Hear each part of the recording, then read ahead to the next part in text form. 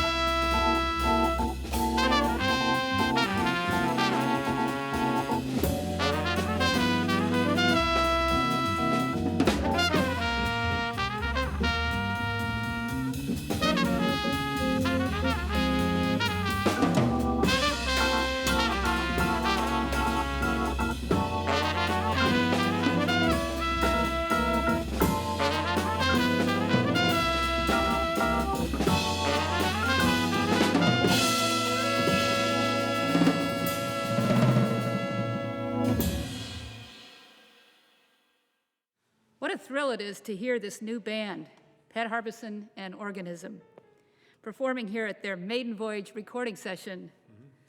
Besides Pat on trumpet, the group includes Steve Snyder on organ, who should get paid twice as much at all of his gigs since he is the chord person and the bass player, as well as a great soloist. He paid me to say that. No. Take that under advisement. Meghan Pund on woodwinds, and Chris Parker drums. Let's find out something about each one of the members of the band here, like maybe where you're from, something about your jazz background, and especially interesting, it might be how you first connected with Pat. Steve, would you mind going first? Sure. So I grew up in a little town called Butler, which is about half an hour or so north of Pittsburgh. And started playing young because I had an older brother and he started playing and I wanted to do everything he wanted to do. So that's how I started playing. And one of my friends introduced me to jazz, probably in junior high school, because he had an older brother that had an extensive record collection. So he would raid that and show me things that had piano on it. And so I could always, and that was a really attractive thing for me, because most of the music that I would find on the radio was pop music that didn't have any piano in it, except for Bruce Hornsby. When Bruce Hornsby came out in like '86 or something, that was great for me, because I could hear the piano, featured in something. And so through looking for that, I found that I could always find a piano in jazz. So, and it was fascinating music. It really took me a while to try to figure out what was going on here. And then I met Pat because I had started teaching at a place called Morehead State before coming here to DePaul. And Pat was a clinician for us.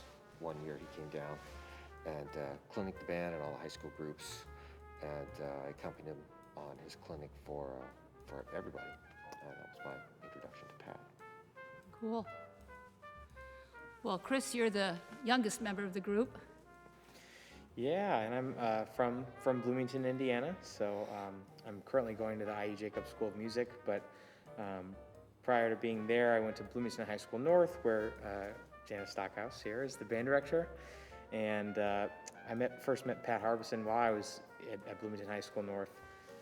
Pat asked me to be in the postmodern jazz quartet. I think had one gig for me as an audition, and I thankfully passed the test and played with them all throughout high school and then into college a little bit. I took a break between my first year at IU and being back there now, and I lived in New York for a couple of years. So it was a great experience, and I mean, none of that would have been possible without the encouragement of, Pat convinced me to move to New York.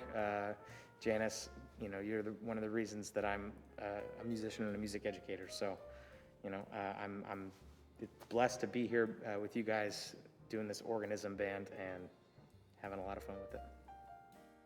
Meghan. I'm from Santa Claus, Indiana, which is a really small town in southern Indiana. And I was first introduced to jazz when I heard, I was in middle school, I heard the high school jazz band play. And I thought, whoa, that's different. That's really cool. They're playing instruments, but it's not boring concert band music.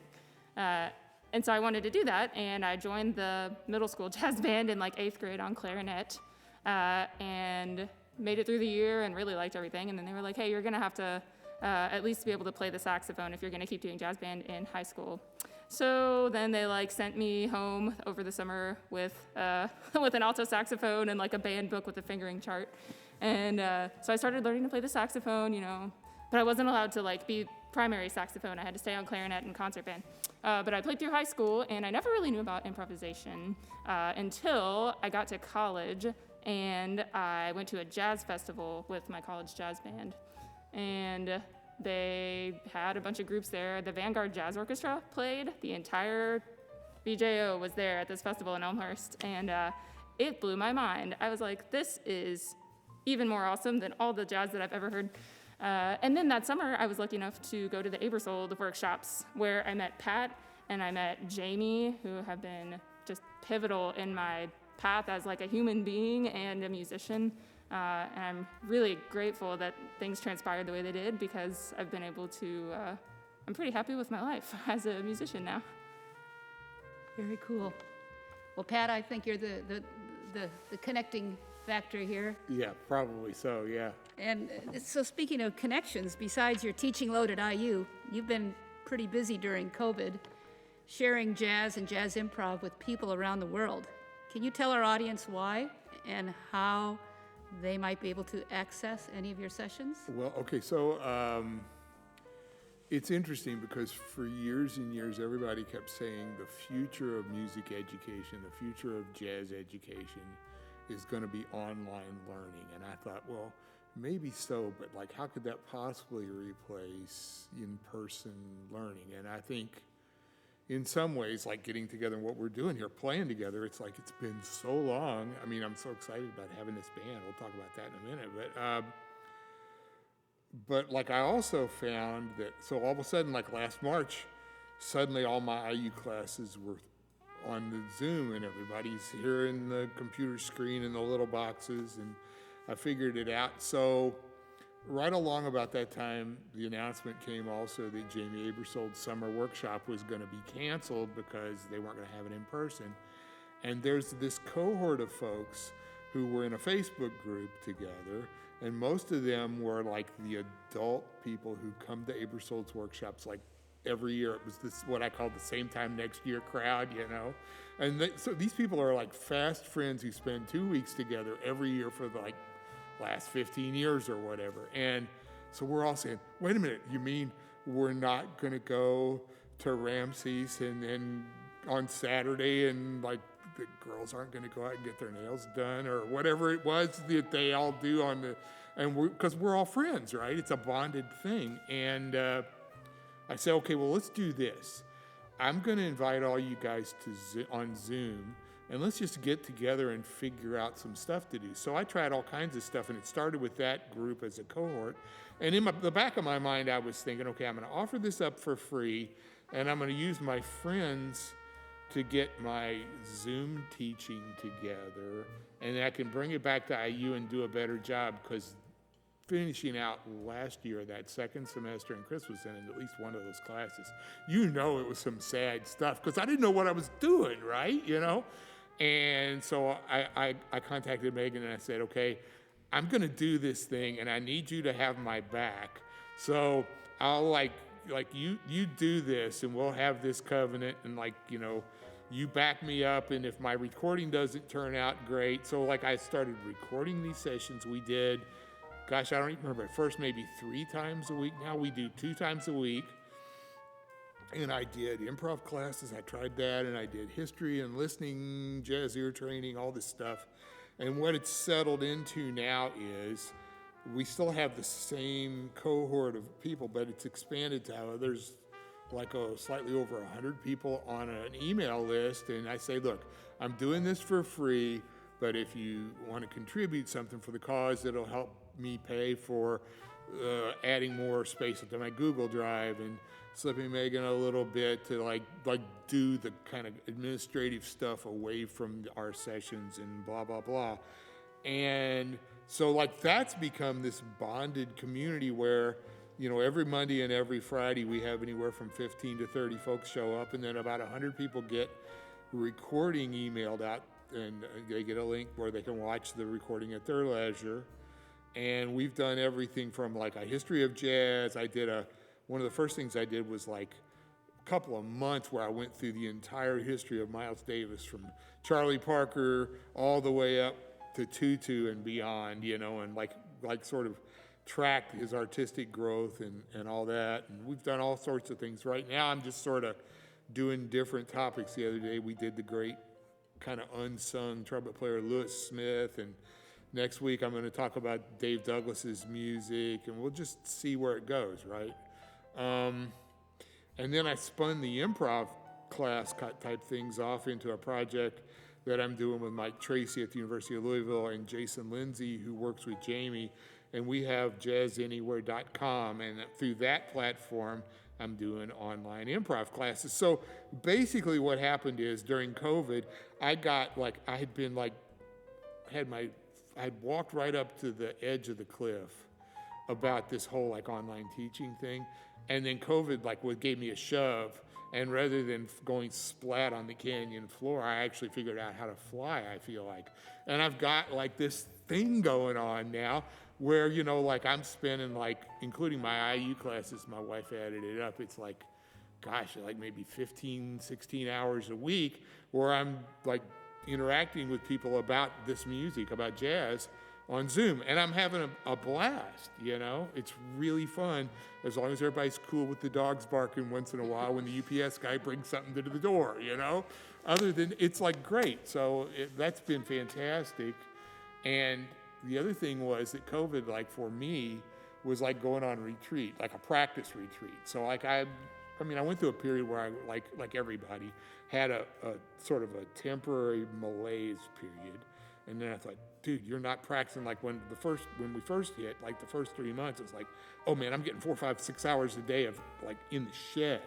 And then I lost my mojo for a minute. And now I'm back into it. I'm in the shed for 4 hours a day or something again. So it feels really great in that respect. And I got myself a little healthier.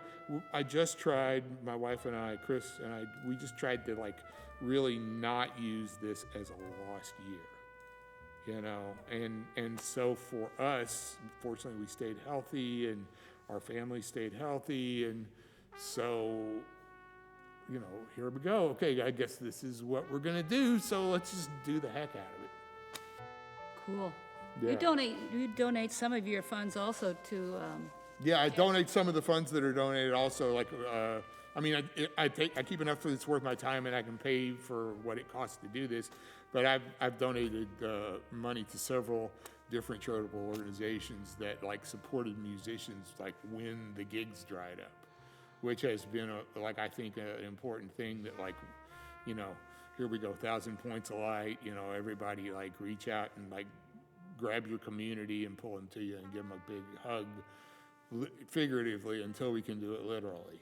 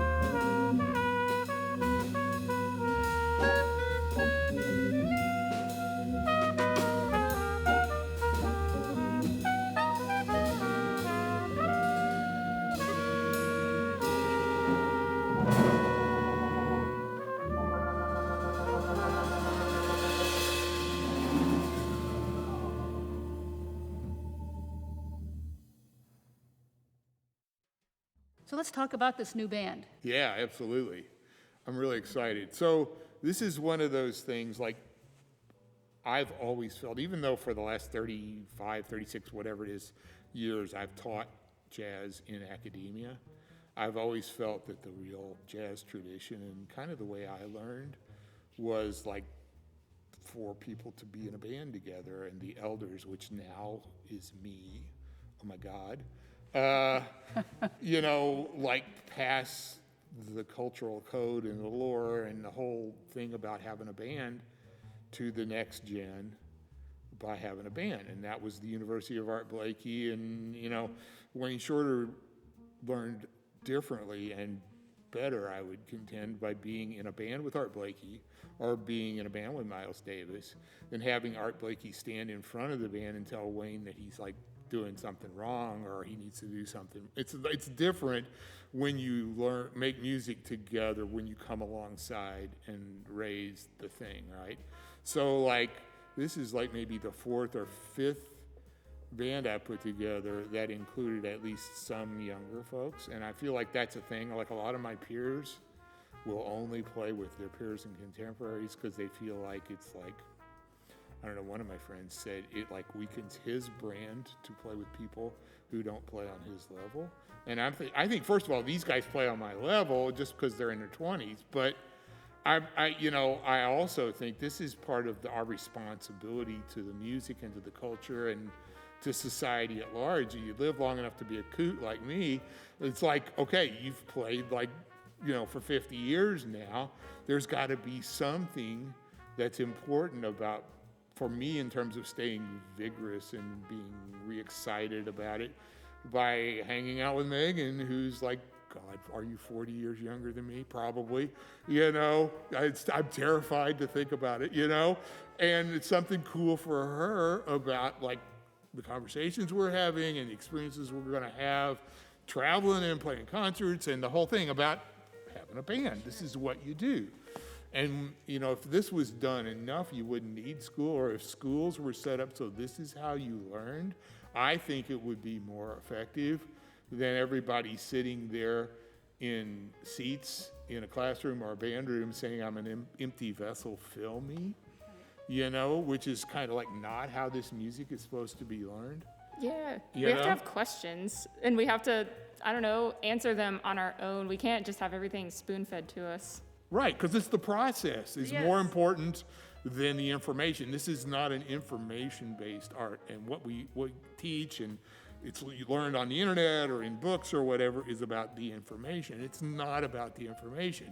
It's about figuring out how the process works, and then eventually, 30 years later, I'll be fertilizer and you'll have a band and you'll do the process, right? You know what I mean?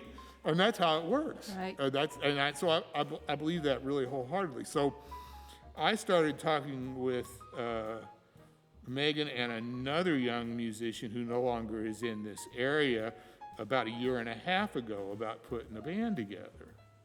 And so then it ended up like, okay, Megan and I were still in communication even after this musician left the area, and Chris was moving back, and I thought, oh yeah, this is great. I just got 3 out of like the 4 or 5 people I want to have in my band. This is fantastic. So I'm going to put a new band together. So I was all pumped to do that like last March, and then boom, here we go, the last year. So I've been doing this off and on. I set it on the back burner, but I've also been thinking about it. Like Chris suggested that Steve might be into it, and approached him, and I thought, oh, this is great. But it's just now, like I've had my first shot, some of us have, some of us are getting it soon, right, Meg, and, and it's like, okay, the clouds are lifting. Right. And so now, postponed by a year, I've got my new band, and this is the first thing we've really done together. But now we're going to get together and we're going to make a business plan with action points, and we're going to come up with a repertoire, and we're going to rehearse, and we're going to do more recording, and we're going to go out and make ourselves available to play regionally, but also hopefully do some traveling and the whole bit, everything that you do with a band, because I need it. I mean, I think we all need it, but I really need it. I don't have that many more years when I'm going to have the mojo to do a project like this, which is a heavy lift, and go travel. And like already, I see here, in my mid-60s, it's like, it's a lot more of a drag to go like fly. Man, I can remember just a couple years ago, I had a gig in South Africa, and by the time I got home, I was worthless for like a week after a travel hump like that. So like going on the road is like, it's going on the road, and so anyway, so that's kind of what I'm thinking with this band. And this is like the first step in what I think is like an entire arc. Like I'm saying, I'm envisioning this as a minimum 2-year arc.